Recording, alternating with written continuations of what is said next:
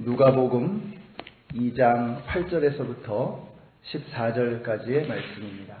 누가복음 2장 8절에서 14절까지의 말씀 교독하시겠습니다. 그 지역의 목자들이 밤에 밖에서 자기 양떼를 지키더니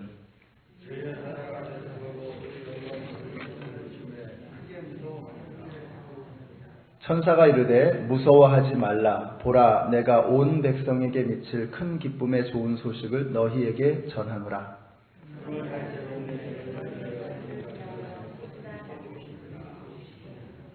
너희가 가서 강보에 쌓여 구유에 뉘어 있는 아기를 보리니 이것이 너희에게 표적이니라 하더니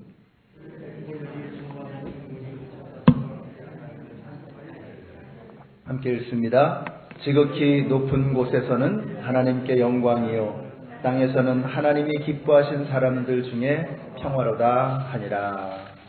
아멘. 네, 어제 말씀이 예수님께서 베들레헴에서 탄생하게 된 그 배경을 알려주는 말씀이었다는 오늘 말씀은 이제 베들레헴에서 아기 예수를 만나기 위해서 찾아온 첫 번째 사람들에 관해서 말씀하고 있습니다. 이 배경에 대해서 잠시 말씀드린다면 2장 1절에 보시면은 이 가이사 아구스도의 때라고 이렇게 말씀하고 있습니다. 이 가이사 아구스도가 누구인가 하니까 여러분 시저 아시죠? 시저.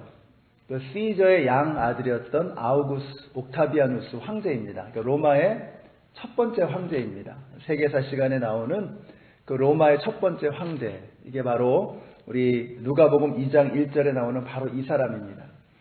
근데 이 사람이 어떤 사람이냐 하니까 이 사람이 행정의 달인입니다. 그래서 이 황제가 되자마자 했던 일 중에 하나가 뭐냐면 어떻게 하면은 이 국가를 재정비할 것인가, 이 나라를 어떻게 세울 것인가. 그래가지고 이 인구조사를 하는 겁니다. 인구조사를 하면 군대를 어느 정도 규모로 할 수 있는지, 또 세수를 어느 정도로 늘릴 수 있는지가 정해지게 되죠. 그래서 이제 인구조사를 하게 된 것입니다. 그리고 그렇게 했기 때문에 이 나사렛에 있었던 마리아와 요셉이 베들레헴으로 가서 예수님을 낳게 되는데 그로 인해서 미가서 5장 2절의 말씀이 성취가 되는 거죠.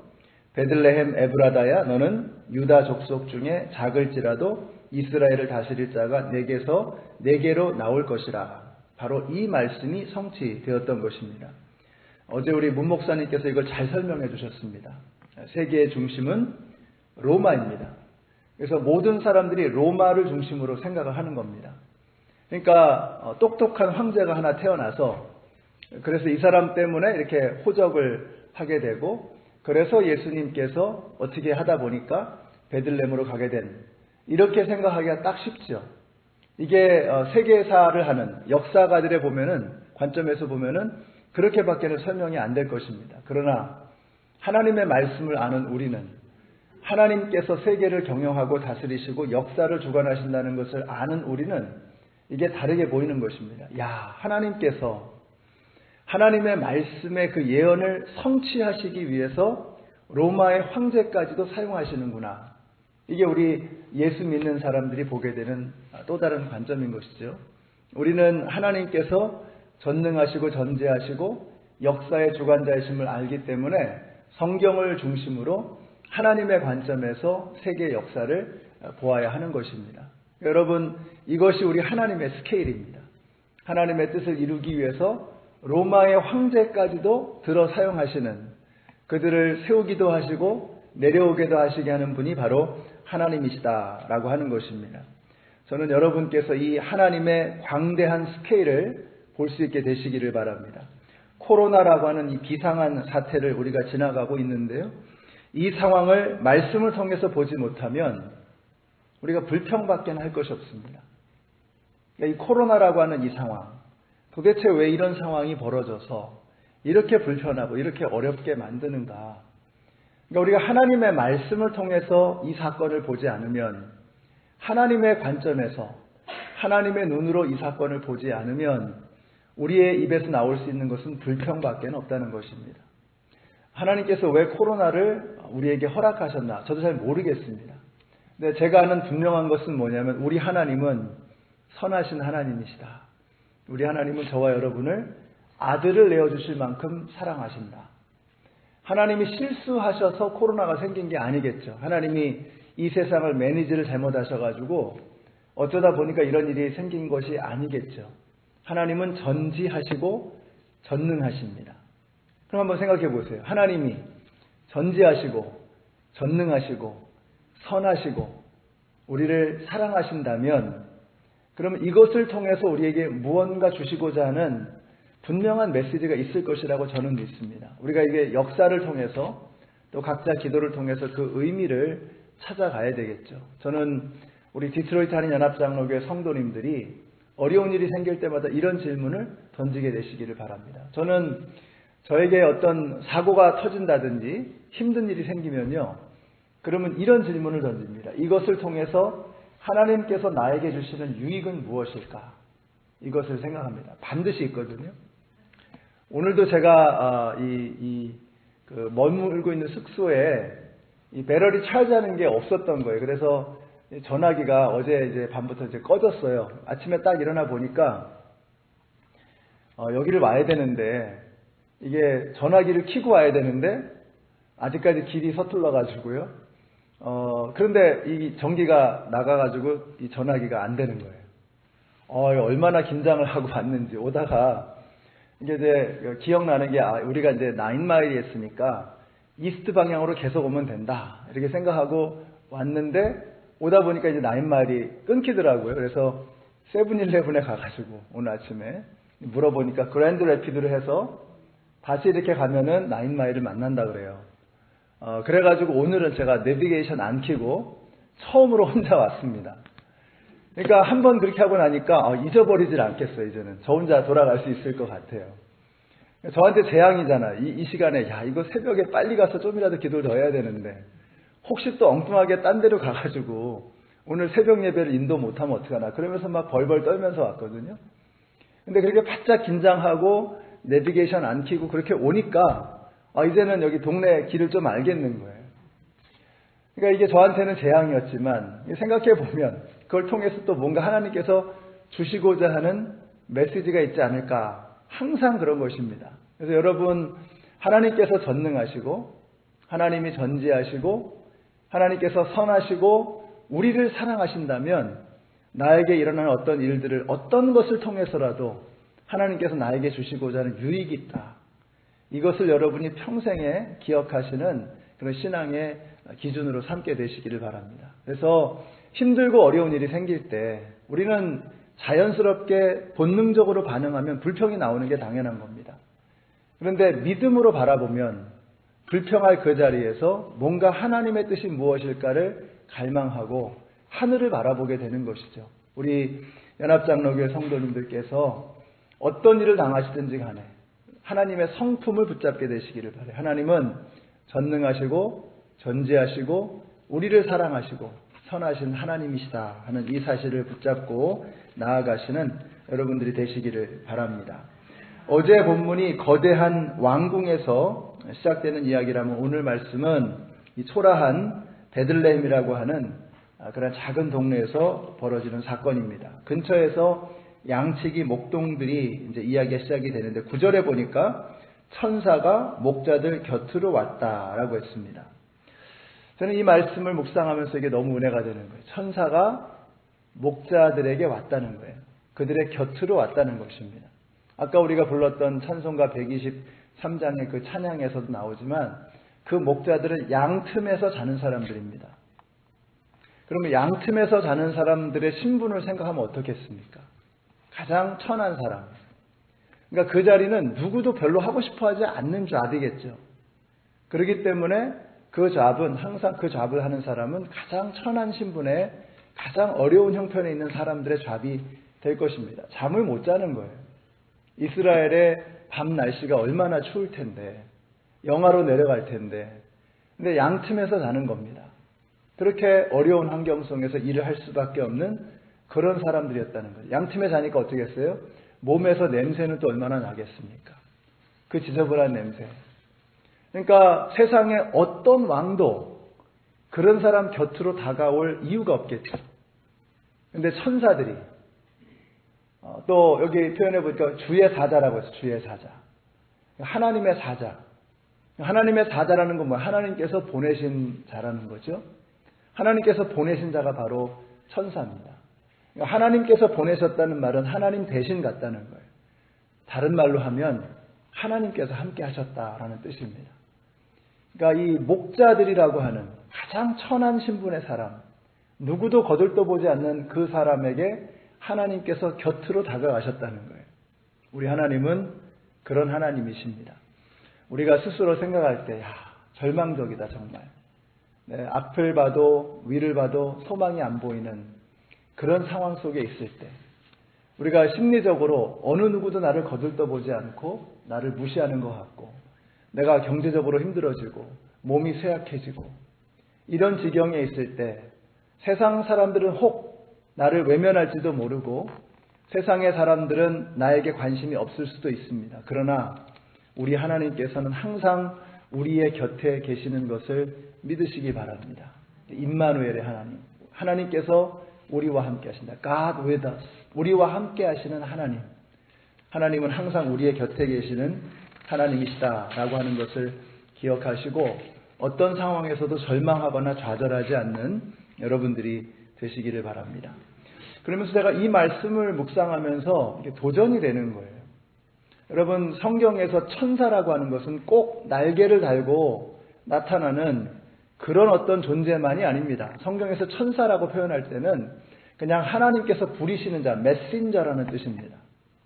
그러니까 천사의 의미는 메신저라는 뜻이에요. 하나님께서 보내시는 자입니다. 그러면 여러분이 천사가 되어주실 수는 없을까? 이런 생각이 드는 거예요. 우리가 천사가 될 수는 없을까? 여러분, 정말 힘들고 어려운 사람이 있을 때 그 사람에게 주님의 마음으로 다가가면 바로 그 사람이 천사인 줄로 믿습니다. 제가 예전에 섬겼던 곳에 그 개척을 했었을 때 참 형편이 어려우신 분들이 참 많았습니다. 그 중에 한 분이 이 아파트에 사시는데 아파트 렌트비를 걱정하는 분이 있었어요. 정말 잡을 잃어버려서 갑작스럽게 힘든 분이 있었습니다. 제가 참 기도를 하고 있었는데 어떤 그런 이야기를 들었어요. 어떤 분이 오셔가지고 봉투에다가 100불짜리 하나를 담아가지고 우편함에 넣어놓고 갔다는 거예요. 그 이야기를 하시면서 얼마나 눈물 흘리시는지 몰라요. 제 마음에 딱 그런 생각이 들었습니다. 아, 이게 천사다. 그러니까 우리가 뭐 날개 달리고 나타나는 어떤 영적인 존재만이 천사가 아니라 주님의 마음을 가지고 주님 대신해서 다른 사람에게 다가가서 그 사람을 도와줄 수 있다면 그 사람이 바로 천사다. 단기 선교 팀이 천사가 되는 겁니다. 또 어제 보니까 우리 자매님들이 오셔가지고 뭐 이렇게 아침에 큐티를 하고 그리고 또 이제 뭐 음식을 준비해가지고 하더니 이제 태극마을로 가셨어요. 그래서 아주 기쁜 얼굴로 너무 기쁜 얼굴로 그렇게 섬기시는 걸 보면서 아, 이분들이 정말 천사다 이런 생각이 들었어요. 태극마을에 계시는 어르신들께서 그 정성스럽게 준비된 음식을 보면서 얼마나 기뻐하셨을까. 여러분, 저는 여러분이 천사가 되시기를 바랍니다. 디트로이트에 이렇게 귀한 천사들을 이렇게 모아주신 거예요. 그래서 주일마다 하나님의 말씀 듣고 도전받고 우리의 생활 속에서 우리가 주님의 사자로, 천사로 살아가는 그런 분들이 되시기를 바라요. 그러면 우리를 통해서 이 땅이 변화될 줄로 믿습니다. 여러분, 우리가 그냥 앉아가지고 기도만 한다고 세상이 변하지 않습니다. 하나님께서 우리에게 기도의 능력을 주셨지만 우리에게 손과 발을 주신 이유가 무엇일까? 우리의 손과 발을 통해서 이 땅을 섬기라는 뜻이 아니겠습니까? 기도할 수 있는 무릎을 주셨고 우리가 섬길 수 있는 손과 발을 하나님께서 우리에게 주신 거예요. 그러면 가서 섬겨야죠. 그래야 이 땅이 변화되지 않겠습니까? 이 땅을 정복하고 다스리고 생육하고 번성하고 여러분, 이것이 우리의 손에 달려있는 것입니다. 저는 여러분이 그렇게 이번 한 주도 천사로 살아가게 되시기를 바라요. 이렇게 어린 아이가 학생이 아침에 왔는데 저는 이 아이가 정말 하나님께서 이 땅에 보내주신 천사로 살아가게 되시기를 바랍니다. 우리가 그냥 이렇게 신앙생활 그냥 이렇게 쉽게 그냥 이렇게 너무 가볍게 너무 이렇게 관념적으로만 해서는 안 된다라는 것이죠. 하나님께서 우리를 천사로 부르시는 것입니다. 자, 다윗의 동네에 아기가 태어났는데 12절에 보니까요. 강보에 쌓여 구유에 누워있는 아기가 있는데 이것이 너희에게 표적이 될 것이다. 여러분, 이 말씀이 이해가 되세요?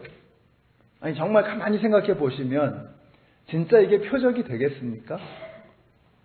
아니, 이 세상을 구원할 자라고 보내주셨는데 그 아기가 뭐 특별한 것도 없는데 그냥 강보에 쌓여서 아주 거친 그런 그 블랭킷 같은 거에 쌓여가지고 말구유가 뭡니까, 여러분? 저 어릴 때 이렇게 보면은 그 외양간에 그 구유가 있는데 이 먹이 밥통이 있는데 얼마나 지저분한지 몰라요. 거기 뭐 별게 다 들어가잖아요. 돼지도 그렇고 소도 그렇고 말은 뭐 다르겠습니까? 그러니까 말구유라고 하는 것은 이 구유라고 하는 것은 정말 지저분한 거면 냄새나고. 근데 거기에 누워있는 아기가 표적이라는 거예요. 그래서 예수 믿는 게 참 어렵습니다. 그러니까 예수를 믿는 여러분이 귀한 거예요. 이게 참 이상한 현상입니다. 어떻게 예수를 믿을 수 있나. 저는 예수님이 안 믿어졌던 기간이 꽤 길었기 때문에 예수 안 믿는 분들의 심정이 정말 이해가 됩니다. 아, 저분이 왜 못 믿을까. 너무 이해가 되는 거예요. 청년 사역을 오래 했지만 청년들 중에 못 믿는 청년들 많거든요. 너무 이쁜 거예요. 안 믿는데 못 믿는데 교회 나오는 게 너무 소중한 거예요. 그러니까 저러다가 예수 믿게 되는 거거든요. 그런데 못 믿어지는 상황이 이게 너무 당연한 것입니다. 왜냐하면 이게 too good to be true. 이게 사실이라고 하기엔 너무 좋은 거예요. 우리 예수 믿는다는 게. 아니, 어떻게 천국을 가느냐. 예수를 믿으면 천국 간다는 게 이게 정말 너무 쉬워서 너무 좋아서 이게 믿어지지가 않는 겁니다. 돈을 한 100만 불을 내면 천국 간다. 아니면 무슨 한 10년 동안 고행을 하면 천국 간다. 이러면은 좀 납득이 가겠는데 천국식이나 가려고 그러면 뭔가 지불해야 되는 엄청난 대가가 있어야 될 거 아니에요. 그런데 예수만 믿으면 천국 간다고 하니까 이게 too good to be true. 이게 믿어지기에는 너무 이게 쉽고 좋은 거예요. 그래서 오히려 예수 믿기가 어려운 것입니다. 그런데도 여러분들이 예수님을 믿으시는 거예요. 이게 얼마나 소중한가. 저는 여러분들이 우리 교회 안에 있는 식구 한 분 한 분을 정말 보석처럼 소중하게 여겨주시기를 바라요. 내일 이제 성도님들을 많이 뵈시고 오늘도 끝나면 이제 나가시면 인사도 하시고 할 텐데 정말 어떻게 이렇게 믿음 생활을 열심히 하시는가. 귀하게 생각하면서 그렇게 보석과 같이 소중하게 여겨주시는 우리 교회 식구들이 되시기를 바랍니다. 세상에 나가서 이제 안 믿는 사람들에게 복음을 전할 때 이게 예수 믿는 게 이래서 어렵다라는 것을 이해하면 우리가 인내할 수 있습니다. 저 사람은 너무 세속적이어서 너무 세상적이어서 예수 믿기는 힘들겠어. 그건 우리 생각이고요. 하나님께서는 그 각 사람에게 당신의 계획과 뜻이 있는 거예요. 이 사람이 하나님이 역사하시면 오늘이라도 예수를 믿을 수 있다 라고 하는 이 소망을 가지고 여러분이 때를 얻든지 못 얻든지 내가 복음 전해서 당장 이 사람이 뒤집어지든지 안 뒤집어지든지 그런 건 하나님이 관여하실 일이고 우리가 할 일은 뭐예요? 이 사람도 예수 믿으면 좋겠다. 내가 예수 믿는 게 너무 좋으니까 저 사람도 예수 믿고 천국 가면 좋겠다 하는 그런 마음으로 그 사람 정말 보석과 같은 사람이 될 것을 믿고 그리고 그 사람에게 예수를 증거하는 그러한 믿음 생활을 해나가야 되는 것입니다. 그러니까 너무 심플하죠. 우리가 정말 보석과 같은 존재다라고 하는 것을 기억하시는 거예요. 그러니까 내가 소중하니까 내 옆에 있는 사람도 귀한 거죠. 아니 어떻게 예수를 믿게 됐나? 어떻게 이렇게 귀한 분이 있는가? 이게 서로 귀하게 여기는 거죠. 그리고 세상에 나가서 이 좋은 것을 이 소중한 것을 증거하는 그런 삶을 살아가야 하는 것입니다. 자, 마지막으로 14절의 말씀 한번 보실까요? 같이 읽어보겠습니다. 시작. 지극히 높은 곳에서는 하나님께 영광이요 땅에서는 하나님이 기뻐하신 사람들 중에 평화로다 하니라. 자, 예수는 하늘의 영광이고 이 땅의 평화라고 말씀하고 있습니다. 하늘에는 영광이 되시고 이 땅에는 평화가 되신다. 그러니까 예수를 믿으면 하나님이 영광 받으시는 겁니다. 그러니까 여러분이 예수 믿는 믿음 생활하는 것 자체가 하나님께 영광 돌리는 거예요. 우리 인간의 본분이 뭐죠? Glorify Him and enjoy Him forever잖아요. 하나님을 영화롭게 하고 그분을 영원토록 즐거워하는 것. 이게 믿음 생활의 본분이거든요. 우리가 사람이라면 마땅히 이렇게 해야 되는 거 아니겠습니까? 그러니까 우리가 예수를 믿을 때 그것이 하나님을 글로리파이 하는 것이다. 그러니까 여러분의 믿음 생활이 이렇게 대단한 것입니다. 이 새벽에 나와서 기도하시는 거. 나 하나 여기 와서 기도한다고 뭐 세상이 달라지겠나. 여러분 우리가 기도하고 찬양하고 말씀 듣고 예배를 드릴 때 하나님이 글로리파이 되시는 거예요. 그러니까 여러분이 예배를 이렇게 소중하게 여기시는 여러분이 되시기를 바라요. 믿음 생활하는 것이 예수를 믿는 것이 하나님을 영광스럽게 하는 일이다. 또 믿지 않는 사람을 믿게 만드는 것이 하나님을 글로리파이 하는 것입니다. 영광스럽게 하는 것입니다. 우리 예수를 믿는 것이 바로 하나님께 영광이 되는 것입니다. 또 예수가 내 삶에 들어오시면 이 땅에 평화가 임하는 거예요. 예수가 내 삶에 들어오면 우리의 삶에 질서가 잡힙니다. 내 삶에 이렇게 혼돈과 공허가 가득하고 도대체 뭐가 우선순위인지, 뭐가 중요한지, 뭐가 중요하지 않은지 이것도 헷갈리고 혼돈스럽게 그렇게 살아가던 내 인생에 있어서 예수가 들어오니까 뭐가 중요한 것인지 뭐가 중요하지 않은 것인지가 확연하게 정리가 되는 거예요. 그래서 예수가 내 삶에 들어오시면 내 삶에 샬롬, 평강이 임하게 되는 것입니다. 예수는 사람과 사람 사이에는 막힌 담을 허무셨어요. 그래서 예수가 우리의 관계 속에 들어오시면 그 관계가 아주 조화롭고 평화로운 아름다운 관계가 되는 것입니다. 서로 다투고 시기하고 질투하고 싸우고 치고받고 왜 그래요? 예수가 없어서 그래요. 예수가 없어서. 왜 교회에서 싸웁니까? 예수가 없어서 그래요. 예수가 없어서. 예수님이 내 안에 들어오시면, 예수님이 우리 관계 속으로 들어오시면 막힌 담이 허물어지고 우리가 서로 하나가 되어지는 역사가 나타나게 되는 것입니다. 우리 연합장로교회가 예수가 우리 가운데 계셔서 하나님 영광 받으시고 예수가 우리 가운데 계셔서 우리 모든 성도님들이 정말 귀하고 소중하게 우리 코로나를 통해서 느끼는 게 그거 아니에요? 정말 소중하다. 같이 만나는 게 얼마나 소중한지. 얼굴 보는 게 얼마나 소중한지. 제가 그렇지 않아도 여러분을 잘 모르는데 전부 마스크를 쓰고 계시니까 제가 얼굴을 익히기가 참 어려운 거예요. 그래서 참 답답합니다. 그런데 이걸 통해서 느끼는 게 뭐냐면 참 우리가 소중하다. 많이 못 나오시고 또 뭘 해도 참 이렇게 쉽지가 않잖아요. 근데 그런 와중에도 만나 뵙고 그런 와중에도 뭘 해나가는 걸 보면 야 우리가 정말 소중하다 하는 것을 느끼게 되는 것이죠. 우리 사랑하는 연합장로교회 성도님들 우리 모두가 하나님을 믿음으로 그분을 영화롭게 하고 예수를 믿음으로 우리의 삶에 온전한 평화를 누리시는 우리 모두가 되시기를 우리 예수님의 이름으로 축원합니다. 기도하겠습니다. 이 시간에 같이 기도하실 때에 내일 주일 예배를 위해서 기도하기를 원합니다. 예배 가운데 하나님께서 함께 하셔서 우리 모든 이 예배당에 함께 예배 드리시는 모든 분들을 우리 하나님께서 터치해 주시도록 기도해 주시고 영상을 통해서 예배하시는 모든 분들의 심령 속에 성령님께서 동일한 은혜로 그들을 어루만져 주시도록 위해서 기도해 주시고요. 또 우리 교육부서들을 위해서 기도하면 좋겠습니다. 우리 어린아이들부터 우리 EM까지 또 우리 KM 어르신들까지 하나님께서 저들과 함께 하셔서 내일 함께 모이는 우리 교회에 모이는 모든 성도님들이 또 마음으로 믿음으로 함께 하시는 모든 분들이 주님 안에서 하나가 되는 은혜를 경험하게 하여 주시옵소서. 우리 같이 한번 합심해서 통성으로 기도하겠습니다. 사랑의 주님, 주님의 은혜를 감사합니다. 오늘도 저희들에게 이렇게 한 주간을 돌아보며 기도하며 회개하며 감사할 수 있는 은혜의 시간 주셔서 너무 감사합니다.